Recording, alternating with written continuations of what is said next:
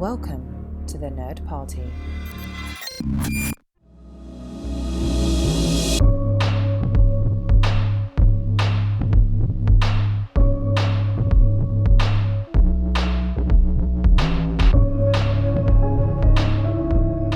Brothers and sisters, welcome to Houselights.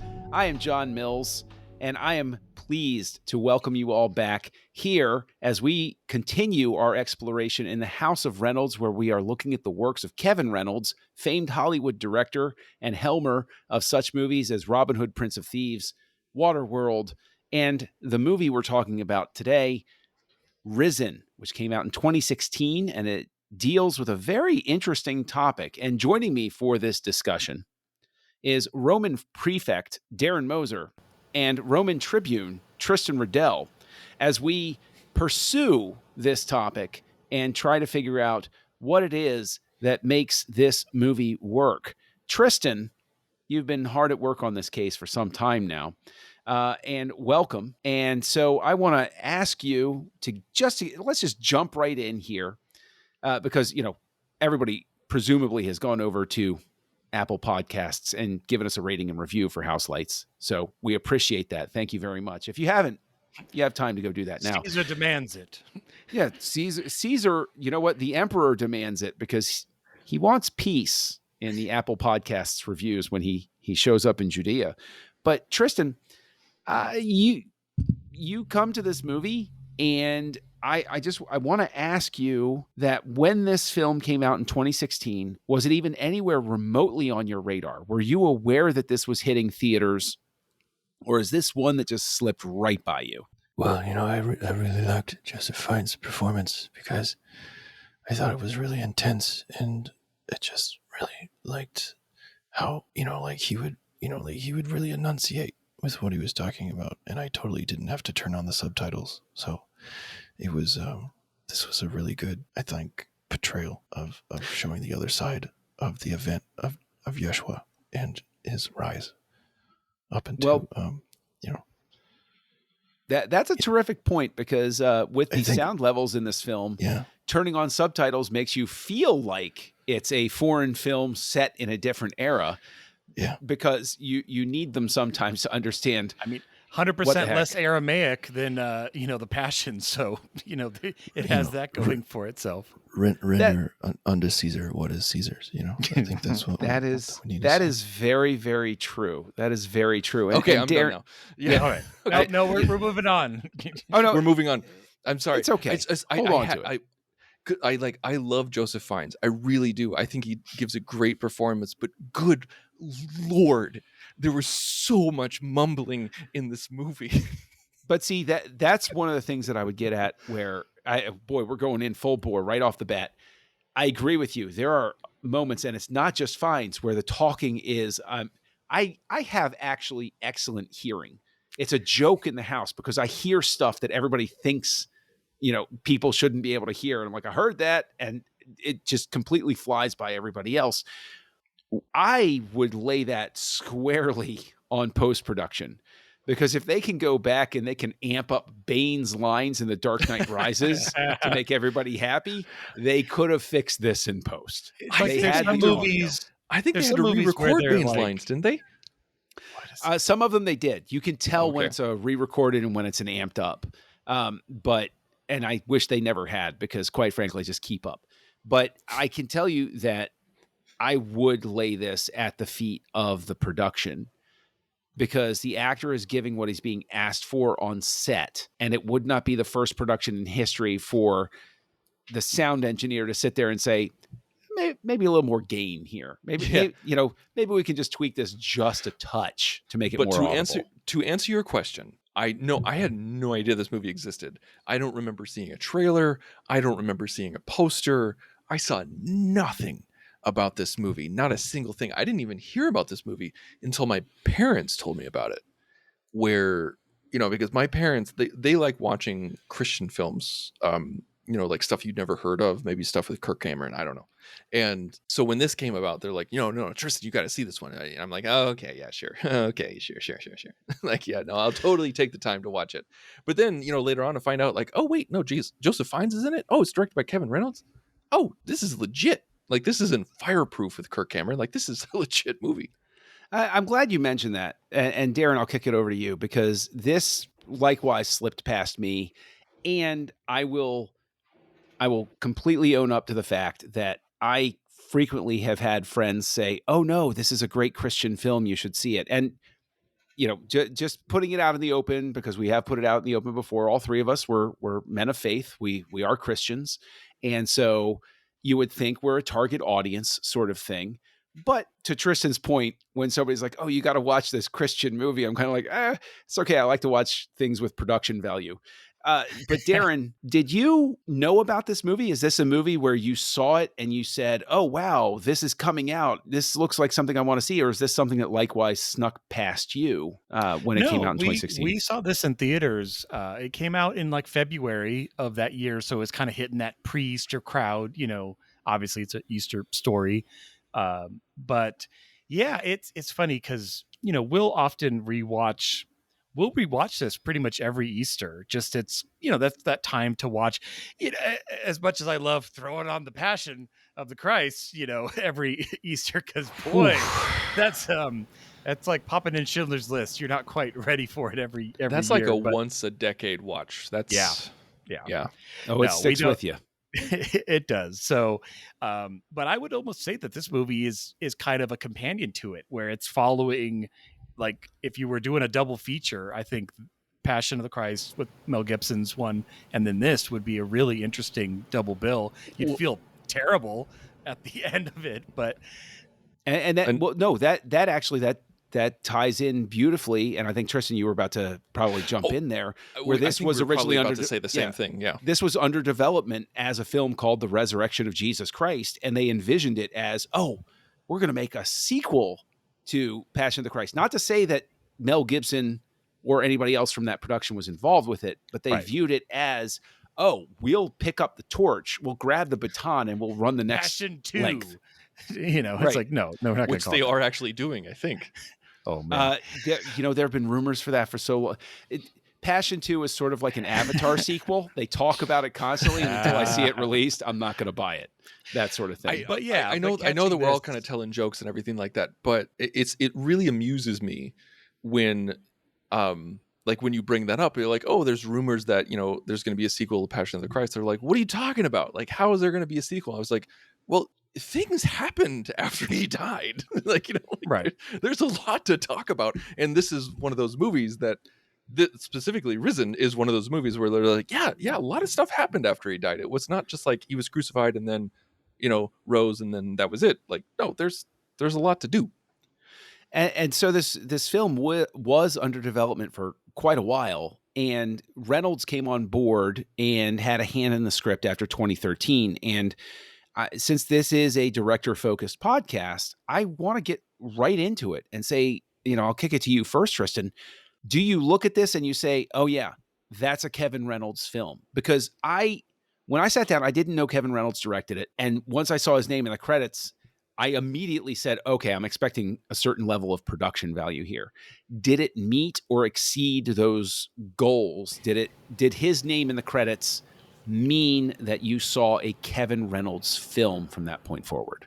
No, quite honestly, and right up front, I did not see Kevin Reynolds in this. I was a little confused as I was watching this because my parents pumped it up for so long. Like I even texted them where I said I was like, "Oh hey, I'm halfway through Risen." They're like, "Isn't it fantastic?" And as I'm watching it, I'm just like, it's like, well, it kind of starts off a little slow, a little weird, but I'm liking it more and more as it goes on, and. As in that first part, even though I thought it was a little slow at the beginning, I'm looking at the cinematography, I'm looking at the production value. I'm like, oh, I bet with Risen, with this kind of time frame, we're going to get a lot of, it's going to be evocative of Prince of Thieves, or maybe even a little bit of Conde Monte Cristo, just because it's a period piece. But I didn't see any of that. Like the cinematography felt very different from what we've seen before. Like there was a lot of overexposed film. There was a lot of lower angles. There was a lot of close to the camera talking, even though you couldn't understand them. And it was not as presentational as Prince of Thieves or Count of Monte Cristo, because like with Prince of Thieves and Count of Monte Cristo, it's very, Shakespearean. It's very like, like basically talking to like like you're having a dialogue, but it's kind of a monologue, and you're talking to the camera, and it's very big and open. And with Risen, it's very close to the chest. It's very just like, like lean in and talk, like have here, and it just felt very different. Though. Like I'm looking up the cinematographer now, and he is the master of the sequel, because he's done like the second and third installment of Behind Enemy Lines 2, Boogeyman 3, Starship Troopers 3, Wrong Turn 3, Mirrors 2, Sniper Reloaded. So this is the first one that I see that's kind of standing out. And he did the 2019 Hellboy, the one with David Harbour. David Harbour. Yeah.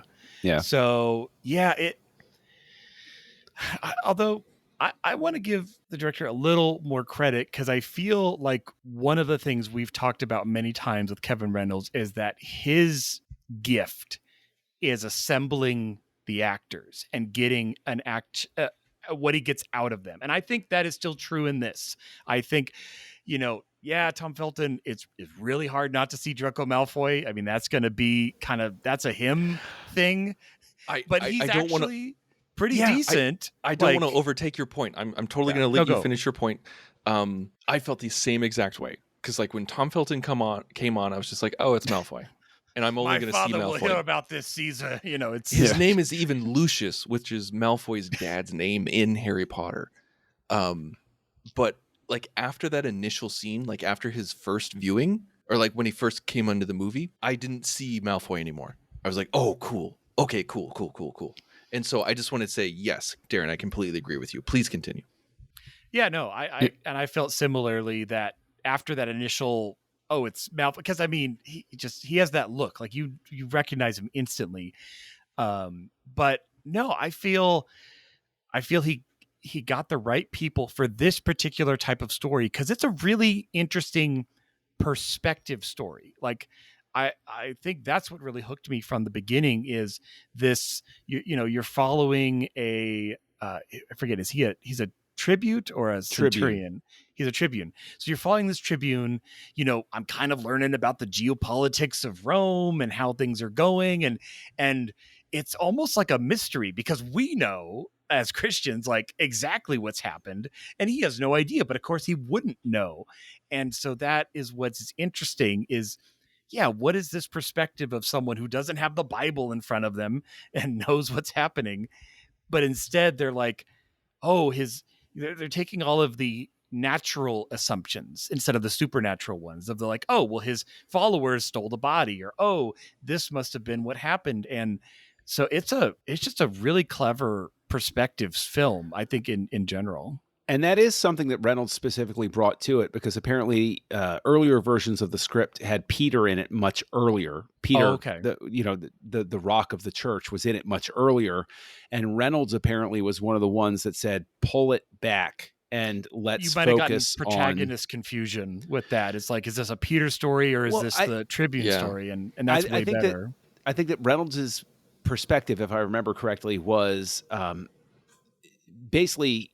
and I'm condensing the point here, is it's more interesting to go with the skeptic's point of view. Peter's a believer. And so it's more interesting just to focus on the skeptic's point of view, because it really leans into that detective story. But Tristan, to answer your point, I think that some of the shot selection stuff that you're talking about, and some of the way it's shot, is a very experienced, intelligent director compensating for a much smaller budget than people usually work with. Because if you think about it, really tell. This was my second time seeing the film, and a lot of those tight shots, it was like, okay, we got to make the most of what we can, so we can't show a lot of the city. It's very much sort of like a Star Trek sort of thing, where it's like, we're just going to show precisely where they're standing, and then when we move the camera over 10 feet, they're in a different location now. And I would $20 million budget, which is not a lot in 2016 dollars. When you made a movie that was almost $200 million, and then in 1990s money, and then in 2016 1990s money. Yeah. In 2000s money, you're making a $20 million movie. Your career has followed a specific trajectory that is the inverse of what most directors want to pursue, which is not a knock on Reynolds. I'm just saying, like, most That's like the directors are used to their catering budget of Lord of the Rings. Yeah, if that. That's the catering budget for the production staff on Lord of the Rings, basically. Yeah, I But mean that's the yeah, thing is that I didn't really feel the production, or I should say, lack of production value, except in that first battle where they're Mhm. going uphill. Like it was cool because like they used the whole turtle thing and like they climbed up the turtle and everything like that. But it was so narrow, it felt. I'm not trying to be a jerk, but it almost Like, felt laughable. I was like, "This is your opening fight, like you're going Give me one uphill." wide shot. Yeah, well, let me ask you this then, and Darren, I'll throw it to you first. Do you think that opening shot was necessary for the trajectory of the character, or do you think it would have been better simply to have him start coming back covered in blood with a little bit of narration going to pilot, so that you get the sense of like, Uh, this is a guy that's been in the trenches and now he's back? Do you think or do you think that while we can look at the limited production budget in that opening battle, do you think it alleviates that problem, or do you think it creates more problems? no, I think they needed it because, I mean, anytime you can show versus a narration or a scrolling text that says, and then the tribune left the bloody battle, like that is not going to work. But I think it goes into the fact that this is just this guy's life. This is Thursday. For us, it's like the most miraculous time of history, but for him, he's like, it, and so you need to feel that monotony of, I'm smelly, I just was in this fight, and now I yeah. got to go check in for my orders. Like it has to feel like every other day, but it's The whole going to day not without be death every other thing. day. Yeah. Yeah. I would say it. Yeah. Yes. Could they have put a little more money, a couple more denarius into it? Sure.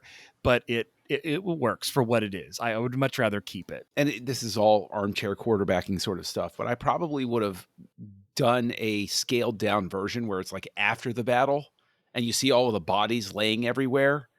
And then he walks up, and because I think the real payoff of that scene is when they have the rebel leader Barabbas sitting there, and he says, "Oh, the Messiah is going to come, and then Rome will be laid low," or whatever the specific line is. And he looks at him and goes, "All right, well, till then," and he kills him with a shot to the head. Like that's the essence of the moment. Like if I see bodies everywhere, I know it's the end of a battle, and you can maximize that limited budget by just getting to that one scene. Again, And that's been armchair done in film quarterbacking. too, where they like show the aftermath because they don't show the battle that we don't have the money for. That could have Mhm. worked. I guess it just depends on striking I- that balance. I liked the scene because of the reasons that Darren talked about. I like the purpose of the scene, I should say. I like the purpose of the scene because I feel like if you had a more experienced cinematographer where you would utilize more of what you had, where you're just like, don't show the whole literal uphill battle. Like do tights, do frenetic cinematography, do Put like the camera craziness. in the phalanx. Like I want to be Yeah, in. put the and like you're in the middle of the shield turtleback. Like that would be amazing.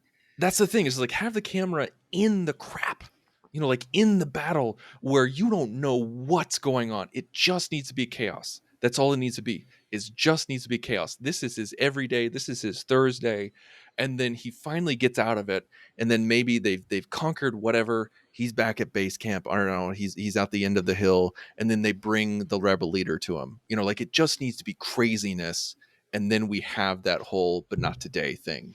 Because But I it think shows that's him important. as a leader of men. He's in it with his men. He's not like, Yes. I'm going to go stand on that hill and you guys go fight and die. And it establishes what kind of a person he is, what kind of man he is. Well, I also give credit because even though it's sort of a trope, I enjoy the fact that it does show him in the midst of the battle with everybody. And they give him, granted it's a trope, but it's one that I like. where he has a couple of moments where he just dodges his head a little bit to the side as the arrow flies by, to give you the sense of like he's such a seasoned. He's a seasoned veteran. No, Yeah. I love that. I don't care how many times it's used. I don't care how many times I see it. I love it. I love it. Yeah, he's just so hyper aware of everything that's going on in a battle. He's like, okay, you're not going to, because that's important though, because he is a person of status. He is a leader, and so that is coupled with what happens later in the fact that he is the skeptic, and he is. I mean, when it's not Caesar, but his higher up is like, oh, he just abandoned us. Like that has to mean that means more Pilate. that he's this kind of with Pilate versus he's foot soldier number 7. It's like, okay, well, the story could happen to him, but it would have a very different impact. Speaking of Pilate, and Darren, I'll go ahead and throw this to you because you mentioned Pilate. We've seen a lot of interpretations of Pilate through the years. Yeah. One of the things, I'm not going to spoil it by giving my opinion of it, but what was your opinion of the way they portray Pilate in this? Do you think that this was a Pilate that you believe, like, do you believe that this Pilate could have existed in this moment in time? Or is this a too showy sort of Pilate that's like, okay, we're going to have the symbolic Roman guy that's too much? Yeah, it's got to be Pontius Pilate because this is Pontius Pilate's story, but it is weird to see Pilate and not the scene, the whole, freeing Barabbas and like all of like that is this is like seeing the aftermath Pilate, like, which is kind of weird, but I can also picture it as being some other mid-level bureaucrat. Like it has to be Pilate. Pilate is part of Jesus's story. As far as, is it showy or piece of, I don't know. It's hard to place. I want as much screen time of Clavius. Like the more we spend with him, I think the better in general, because he is just, it's his eyes that we're supposed to see through. So I would even sacrifice, all their shots for that. Same question to you, Tristan. Is this Pilate too showy? Is he too Herod in Jesus Christ Superstar? Or is this a bureaucrat that you when believe? When he came out and said, "What the buzz?" I was like, okay, yeah. I guess. Jeez, that would have been hilarious. This is probably my favorite portrayal of Pilate in cinema, because Pilate was a friggin' monster. Like, he was a horrible person who did horrible things. And this guy could go either way. Like, when you look at him, like, you see him as bureaucrat. You see him as bureaucrat number 7 because he's freaking out about the emperor. He's freaking out about the higher ups coming and visiting him and everything like that. But that he would do what needs to be done in order to protect his province and protect his own position. And so I could totally see him being a monster without actually seeing him be a monster. Like, since we talked about Passion of the Christ, I hated that portrayal of Pilate. Really? Because, oh my gosh, yes. Like the whole, like when we see Pilate who's introspective, when he's just like, oh, what is truth? What is truth? Is like they show him as some sort of reluctant philosopher in Passion of the Christ. And Pilate was not a reluctant philosopher whatsoever. And so I want to see him either as a monster or as a bureaucrat. And we see him as a bureaucrat here. Well, so long as we're talking about bureaucrats and people who are protecting their position of power. I want to say one more thing. I'm sorry. Please go ahead. Go ahead. So one thing I did appreciate was, like, Darren, where you talked about how, this is the aftermath. Like, we don't, like, Pilate's key thing is, washing his hands of it and, crucifying Jesus. I liked that when he was telling Clavius, like, oh, like, I crucified him. When he said that, he's literally washing his hands in the pond or whatever, and like in the decorative pond. And I was just like, that's a nice touch. I like that. Like, maybe it's a little on the nose, but I liked it. No, it was a nice touch. It wasn't like this. I literally did these motions, and then he was crucified. But speaking of bureaucrats and people who like to protect their power, and Darren, I'll throw this to you in terms of the Sanhedrin who come, and Caiaphas comes up and he's talking with Pilate. Same sort of question. There is a flair for the dramatic when presenting them.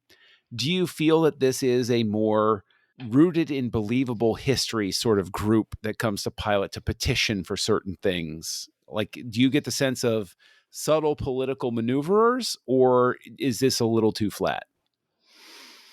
No, I think, again, overall, I will say that it's a really well cast movie. You have all these bit parts that you could think of as just bit parts, but they have to work together. If one of them feels like, this guy feels like he fell out of 2016, like, that's not going to work. This needs to feel like you need to not break the Thursday illusion. And I think these guys just act like Romans, or like what we expect Romans to be. British. Well, but I mean, the Jewish council in specific coming to him, right? Like, are they, because, again, Yeah, the whole, like, not to go back to the- Jesus Christ Superstar every time, Right. but like there can be a very showy, like, "Rawr," like I big, tear my overly clothes. dramatic sort of Yeah. thing, Yeah. right? I thought it was appropriate because I think, like they showed that there are people of that, like there was high level people in Judaism who sympathize with Jesus, and there was high level people in Judaism who didn't. And the people who didn't, they weren't twirling their mustache as we've seen in stories and we've seen in previous movies, Right. If it like wasn't throughout for those history and dang everything like that. Pharisees, it all would have worked out, and Christ would Yeah. have been here forever. It's like, not really. No, but- they were bureaucrats. They're people in positions of power who were wanting to protect their power, whether they're Mhm. Jewish, whether they're Roman, whether they're Chinese, whether they're British, whether they're American. That is what bureaucracy is. It doesn't matter what nationality, what ethnicity, what faith they were. If you're in a position of power, you want to protect that power, and that's what they showed, and they did it without the mustache twirling. Yeah, I agree. I found it to be a really interesting, and also what I found interesting about, I guess you could say, the subtext of it was the big act had been done, and so they were just showing up knowing they'd already asked for like the huge favor from Pilate, and they were like, just as a side note, just it could hurt us both if a certain thing happened. We think that, like, they're much more. They know But they've asked yeah. for the big favor, and they've spent almost all of their political capital, and so they want to really gingerly bring up a couple of things, like, it Yeah. might be good to do something additional here. But you're gonna proclaim it, right? Yeah. You're gonna proclaim it, yeah, right? right, Right. right. Right? I didn't say Right. it. I declared it. Now, in I terms declare of bankruptcy. right, in terms of these performances, in terms of the production value, in terms of finding Reynolds, Darren, do you get the sense of a director who is, and I mention this only because I don't see any other credits to Reynolds' name. He's 71 now, I think. Does this feel like a swan song movie? Because this is the last thing on his filmography right now. Does this feel like something where somebody is coming in and doing it, and this is his last Why not? moment, like where he says, okay, I've done everything I've set out to do. I can hang my hat on this and walk away. Do you get that sense? What I'm trying to get at is, a lot of times when it's a director's last movie, they really want to go out with flair, and they really want to make sure that you watch their last movie. This is their big thing. I fully expect that when Christopher Nolan does his last movie, he's going to accidentally crack the planet in half. Right. He's going to shoot in actual space. Right. He's actually going to shoot on the moon for his last movie. Yeah, I mean, again, it's all conjecture. It could have been that, yeah, this is his last film and this is what he was given. So it's like, I got to make do with what I got. It's not it's not Waterworld 2. It's not some big, showy kind of spectacle. But this movie, it's a religious movie. And that has a lot of connotations with it. It's got a smaller budget. You have to kind of tiptoe around it a little bit. Like you there's an expectation of kind of what you're putting forth. And I think he is spending his directorial capital in the skeptic outsider looking in view. Like you could see his choices in the direction of this.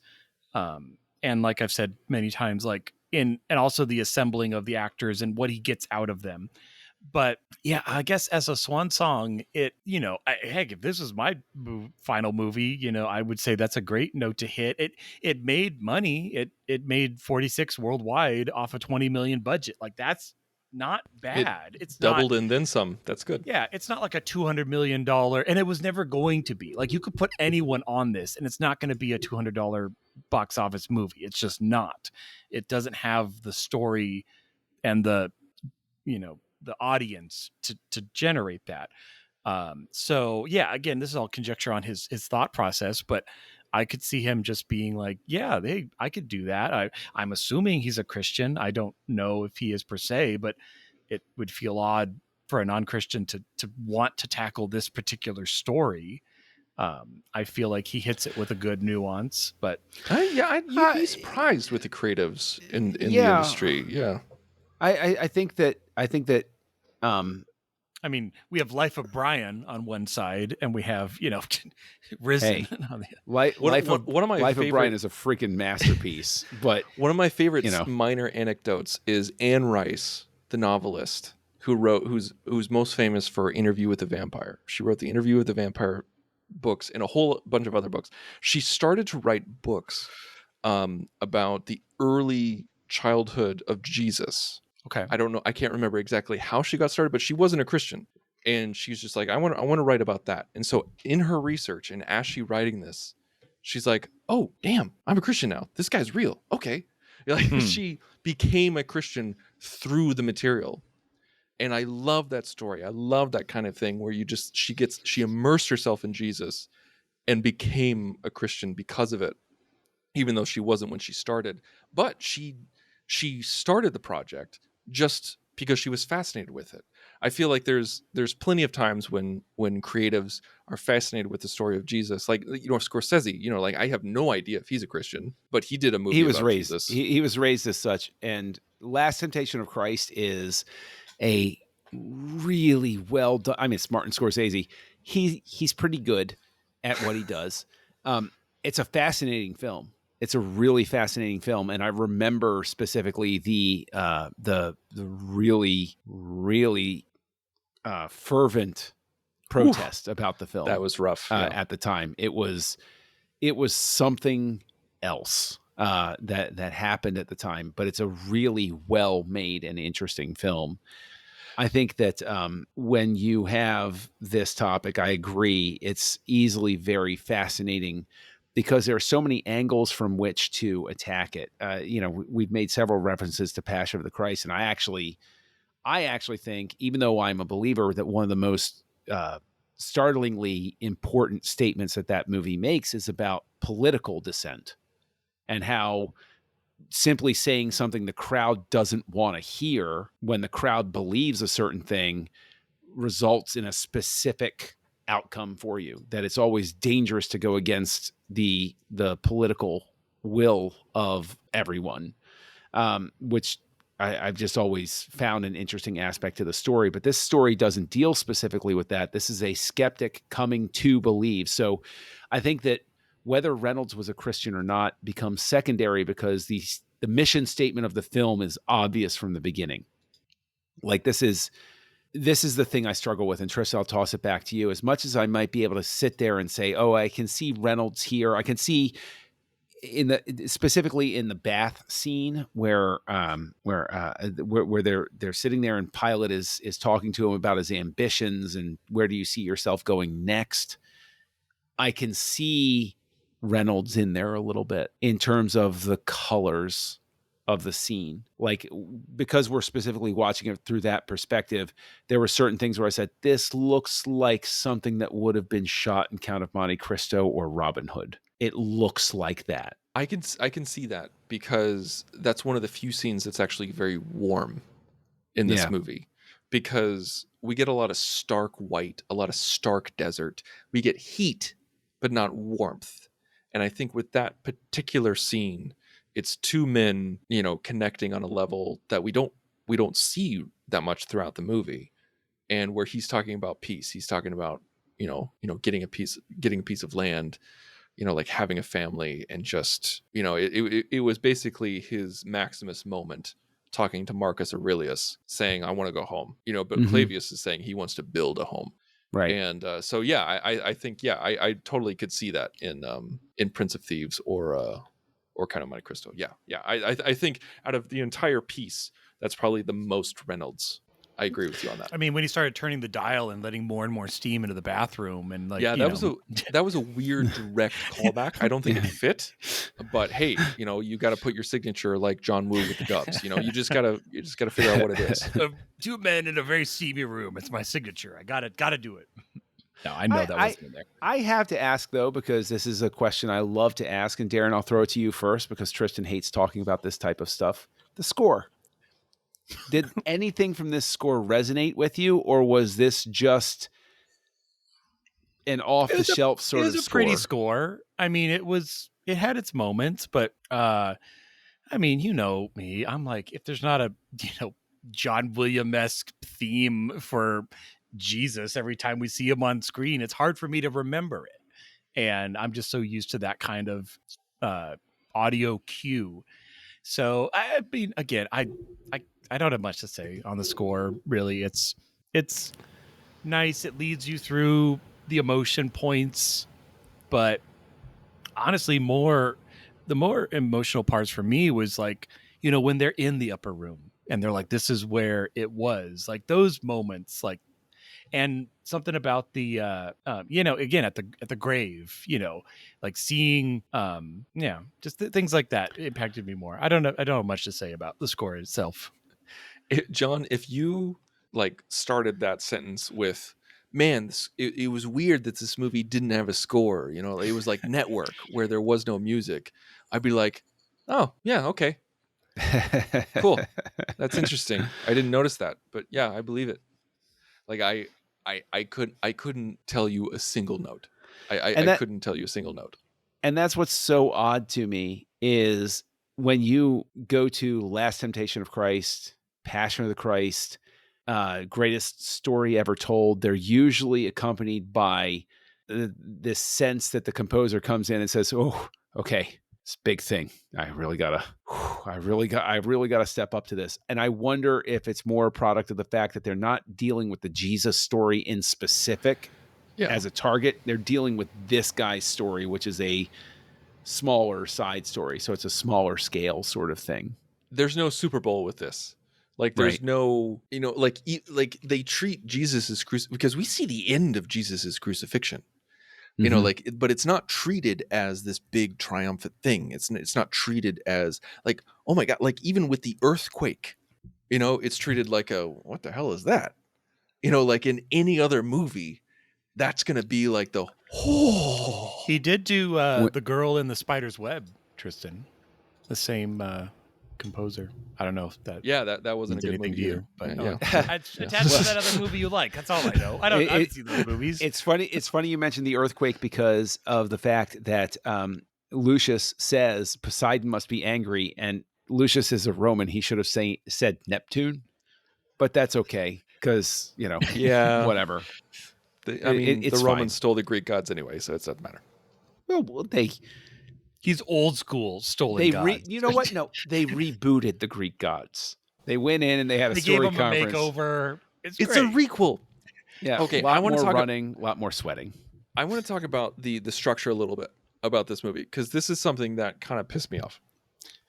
So, in the opening of the film, it's very much CSI Jerusalem. Like it kind of felt that way where Clavius is the guy who's trying to figure out this whole Jesus thing.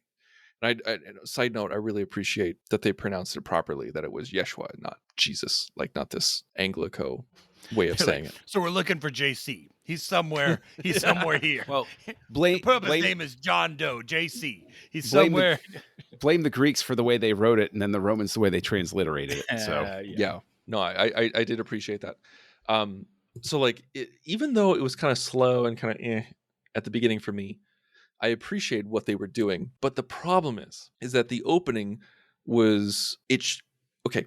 This movie was the epitome of the opposite of show don't tell. This was tell don't show, and I think that kind of hurts it because of the nature of what it is. It's this guy, investigating what he hasn't seen, and all the interesting parts happen off screen, and that's frustrating. But if you do it like something like True Detective or Mindhunter, that is the investigation is the interesting part. But with this movie, the investigation was probably the least interesting part because of how it was treated, where you're just like, I'm not like, I know the story, like I know how this is going, so there's no mystery. I'll And disagree. okay. I want to hear your disagreement. I totally do. But there was a huge tonal shift once he actually sees Jesus alive, which I really liked. Like it was really cool because they kind of skirted that line for a long time. For like the first half of the movie, you're like, okay, so like there's no outright determination that Jesus is the Son of God, that Jesus isn't full of crap. Like it was very much like we have no idea because it's all just from Clavius' perspective. But then when he sees Yeshua among the disciples, as an audience, I'm kind of I see that, I'm like, oh, like I'm pointing at the screen, I'm just like, oh my God, it's him, and that's a really cool moment. That's hard to tailor because like as Christians we believe in Jesus, the historical Jesus and the Christian Jesus, and then when you actually see him on screen, even though we've seen him dead on screen, like see him risen, I was excited when I saw that. I don't know about you guys, but then after that it was almost like a completely different movie, and so it felt very odd to me. And so John, I want to hear what you think about the investigation in the opening. I think the investigation works as it's constructed specifically because this is not.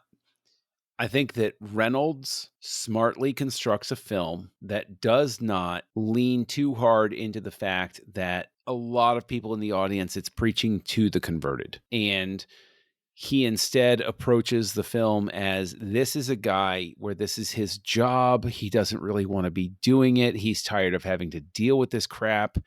He just wants to go, and he just doesn't even want to really be doing this. And I think it really effectively, in its tone and its pacing, communicates the idea that this is a guy where he's not expecting to find anything special. He's expecting to do his job and go to bed and just have it over with and great. At the end of the third day, I've sealed this tomb. I've sealed the crap out of this tomb. You'd have to have an army to get this tomb open.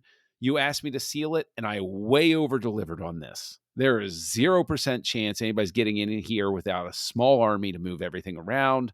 So he's just he's tired. And I appreciate that. I think that is what makes the scene when he sees everybody gathered in the upper room.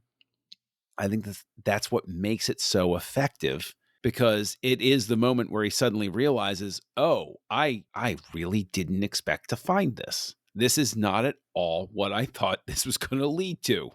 And he's absolutely gobsmacked. And I think that's what is one of the things that makes the movie work as well. So, Darren, do you want to be the tiebreaker here? Tristan and I are just disagreeing about this part. But do you want to be the tiebreaker? Where do you fall on this scale?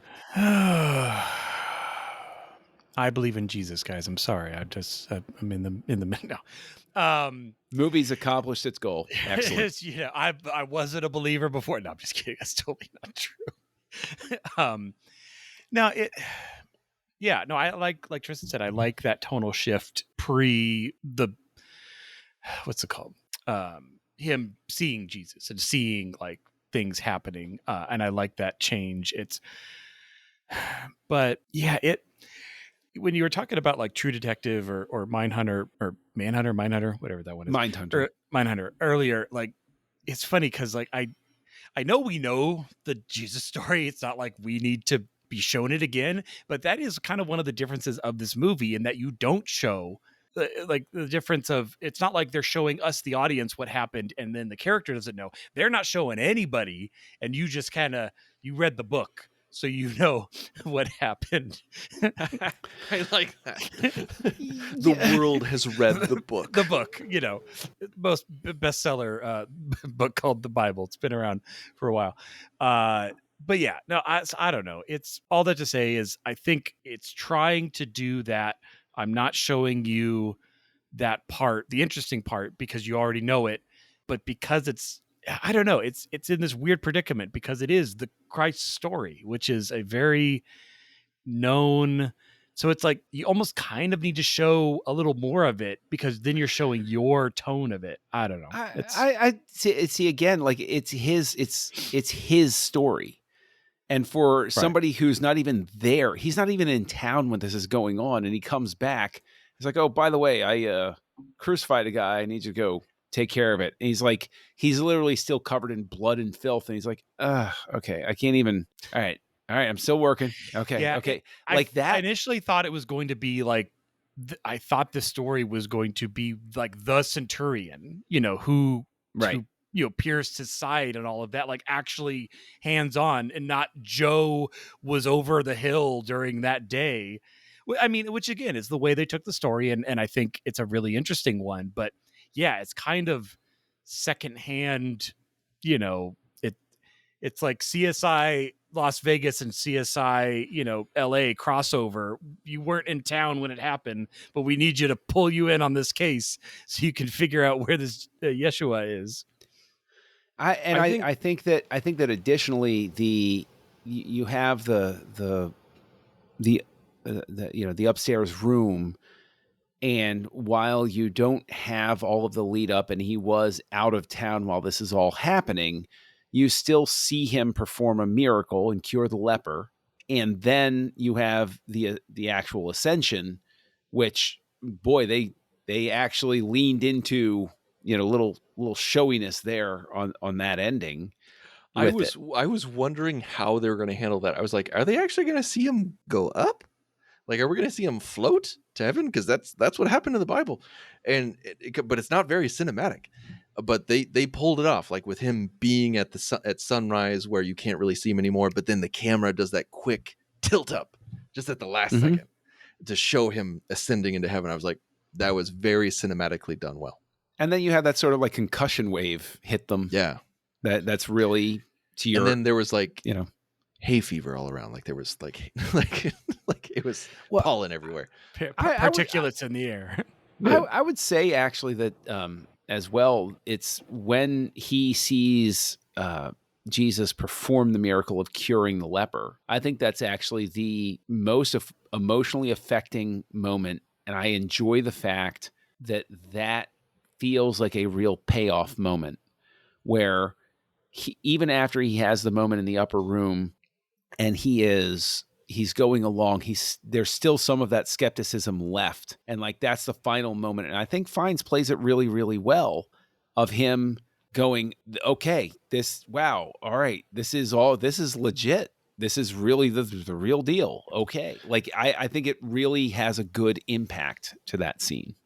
Well, even like Bartholomew, which is hard. I can't say that name. Bart. He, he's like, like Fiennes asked him, like, like, why, why'd you follow him? Like, if you didn't really know, if you had your doubts, like, why did you follow him? And then, he cures the leper, and then Bart says, like, oh, that's why. Speaking of which, I think what... He doesn't say anything. He's just gesturing like, right? Yeah. Like that Will Smith meme. Yeah, exactly. I was thinking of too. I think to show it's...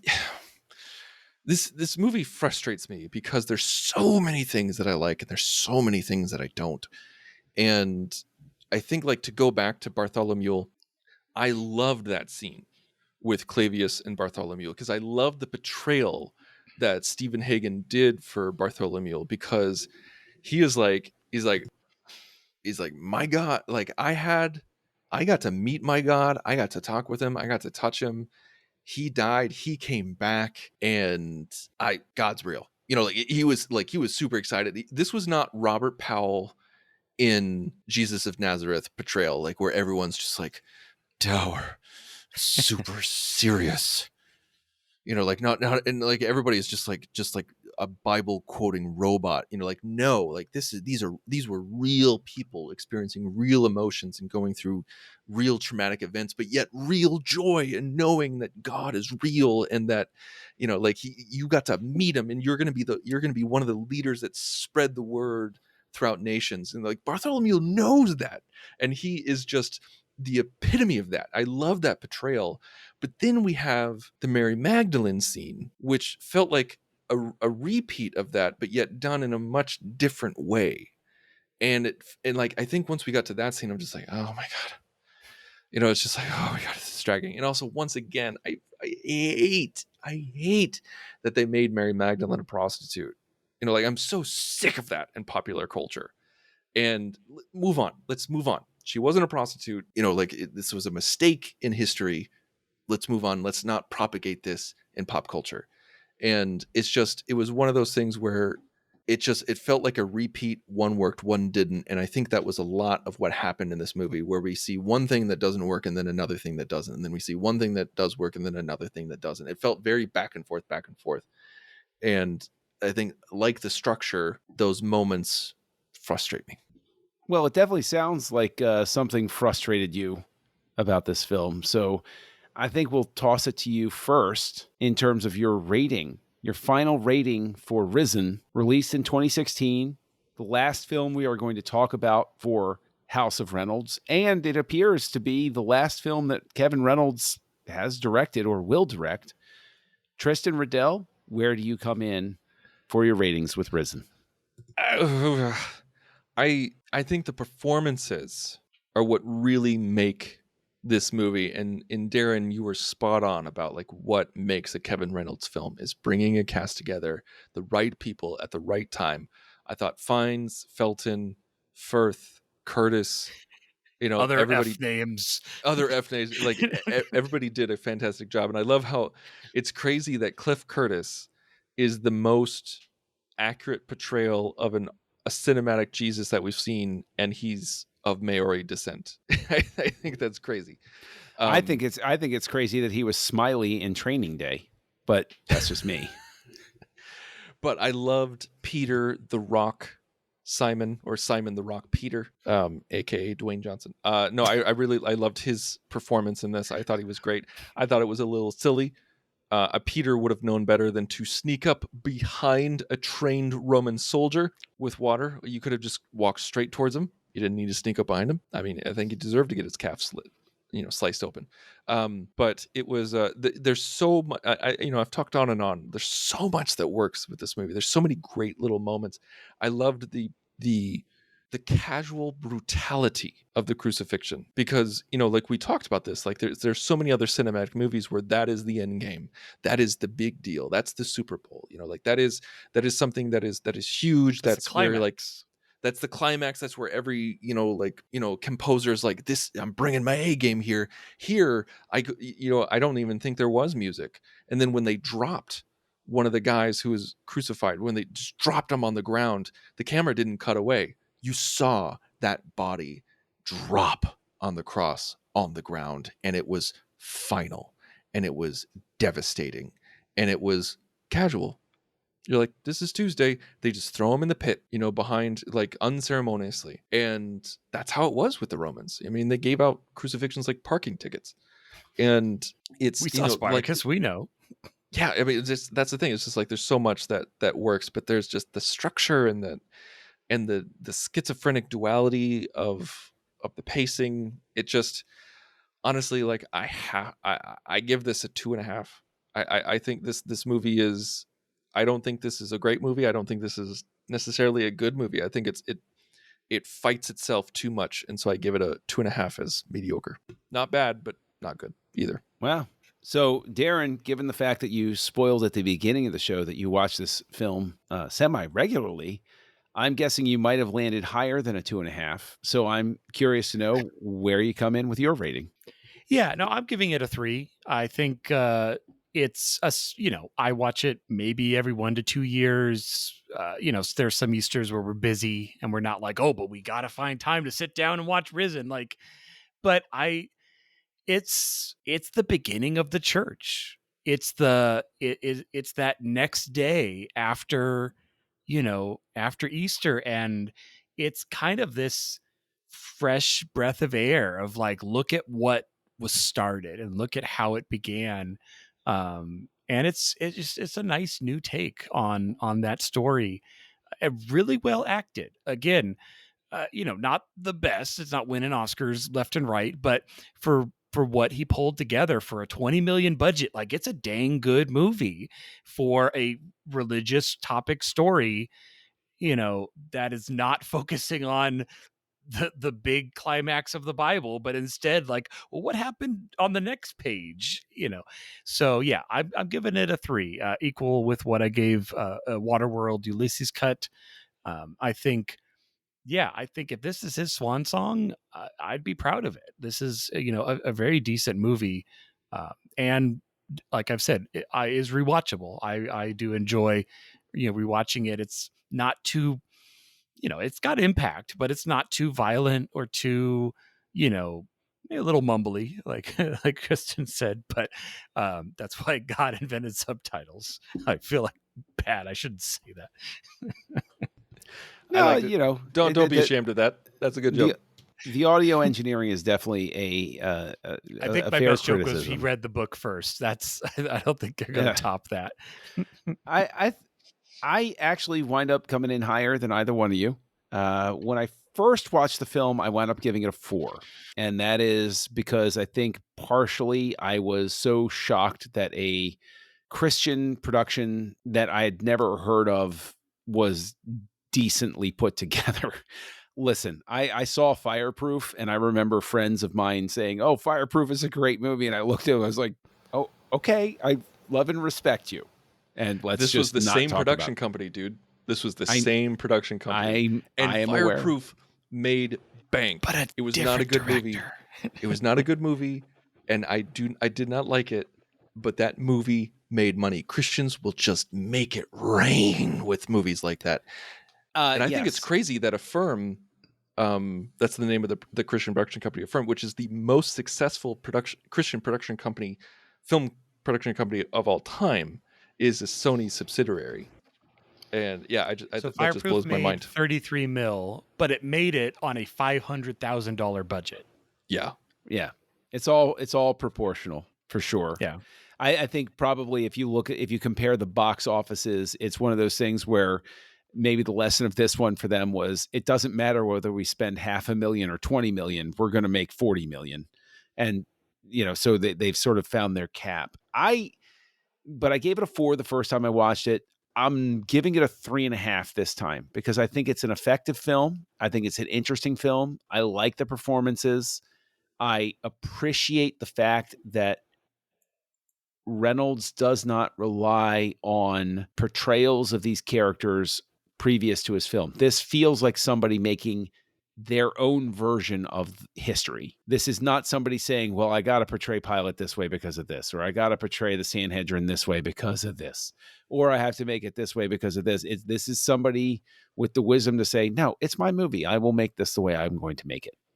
So I give it a 3.5. It could go up in the future. I don't know. Depends on emotional mood, but that's where I will land with it. So that ends our tour of the House of Reynolds. And we're going to be doing something a little bit differently starting next week, where we are going to do things differently. It's like our mantra. This is going to be one of those things where we're going with a theme more than a singular director, because we think it'll be a lot of fun. Sort of like when we did our exploration of the Bond character and how different directors brought different things to it. We are going to go into the wing of King Arthur, and we are going to examine the Arthurian legend as interpreted by a wide range of directors and studios through time, bringing us all the way up almost to the very modern day.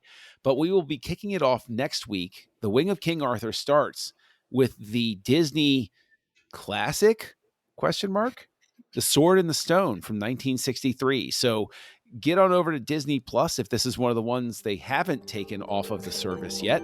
And join us next week here on Houselights. Join the revolution. Join the Nerd Party.